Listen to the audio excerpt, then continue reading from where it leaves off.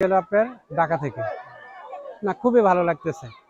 ঢাকা থেকে আসছি এখানে একটু দেখার জন্য, খুবই ভালো লাগতেছে। ঈদের বেড়ানি আসলে মাধবকুণ্ড যদি না হয় তাহলে ঈদের বেড়ানি অসম্পূর্ণ রয়ে যায়। যার বিদায় মামা মামি তারাও আইসেন, তার কারণে মাধবকুণ্ড খাওয়া।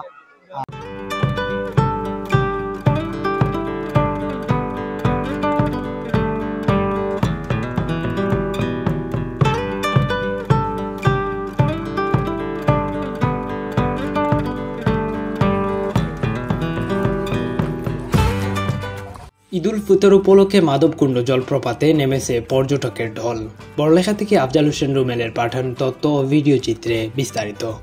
মৌলভীবাজার জেলার বড়লেখা উপজেলার পর্যটন স্পটগুলোর মধ্যে প্রকৃতিকন্যা মাধবকুণ্ড জলপ্রপাত ও চা বাগানে ঘুরতে আসা সারা বছরই দেশের নানা প্রান্ত থেকে কম বেশি উপজেলায় পর্যটকদের পা পড়ে।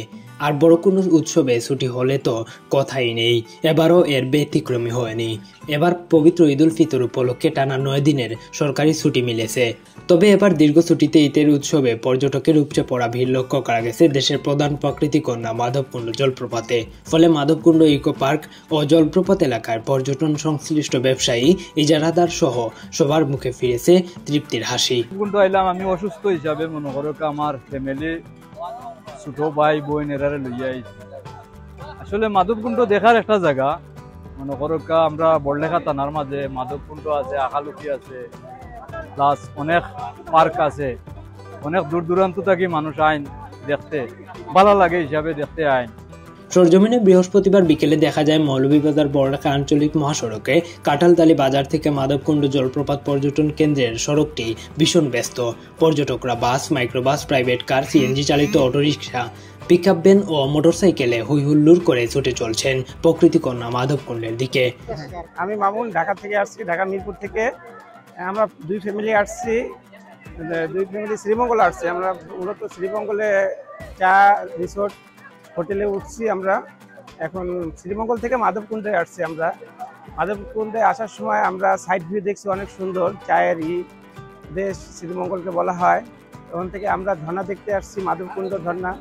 মাধবকুণ্ড ঝর্ণাটা এর আগে একবার আসছি, তখন ছিল মৌসুমি, মানে বর্ষা মৌসুম ছিল।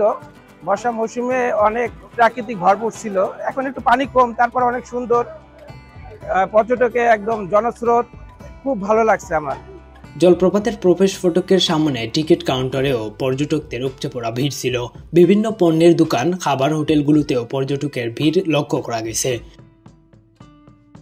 পায়ে হেঁটে জলপ্রপাতের দিকে এগোতেই দেখা গেল জলপ্রপাত এলাকায় পর্যটকদের উপচে পড়া ভিড়। হৈহুল্লোড়ে মেতে উঠেছেন পর্যটকেরা।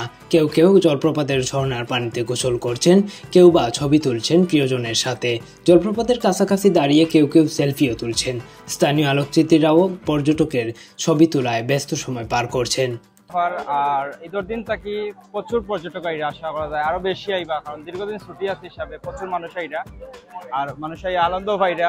পানি টানিও মোটামুটি আছে, বৃষ্টি হয়েছে মোটামুটি ঈদের বাদর দিন হিসাবে প্রচুর। ঢাকা থেকে সপরিবারে বেড়াতে আসা জাহিদ হাসান আমাদের বলেন, এই প্রথম তিনি মাধবকুণ্ডে এসেছেন। এখানকার পরিবেশও খুব সুন্দর। অন্য এলাকার চেয়ে সিলেট ও মৌলভীবাজার অনেক সুন্দর পর্যটন কেন্দ্র রয়েছে। প্রকৃতিপ্রেমী মানুষের সিলেট মৌলভীবাজারের এসব পর্যটন স্পট ঘুরে দেখা দরকার।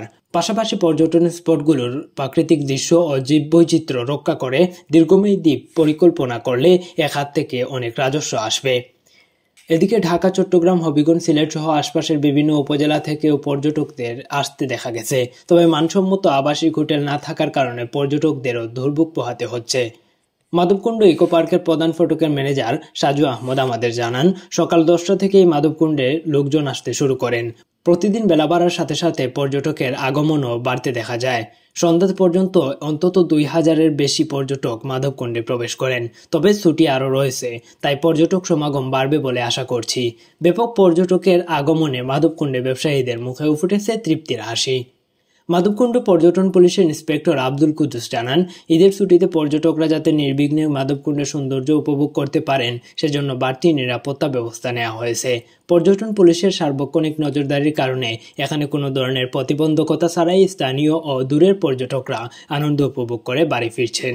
ঈদের দীর্ঘ ছুটিতে পর্যটকের আগমন ঘটার সম্ভাবনাকে মাথায় রেখেই পর্যটন পুলিশ মাধবকুণ্ডের নিরাপত্তা ব্যবস্থা আরও জোরদার করছে। ইমরান আহমেদ, সাতমা কণ্ঠ, বড়লেখা।